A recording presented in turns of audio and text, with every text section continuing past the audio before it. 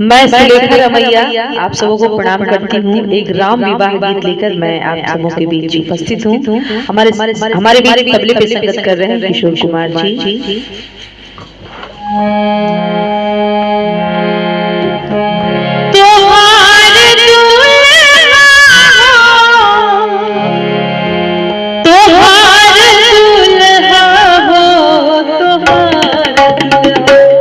सावर सावर सुरतिया तोहार दुल्हा, सावर सावर सुरतिया तोहार दुल्हा।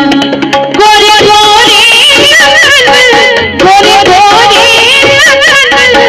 रंगदार दुल्हा, सावर सावर सुरतिया तोहार दुल्हा, सावर सावर सुरतिया तोहार दुल्हा।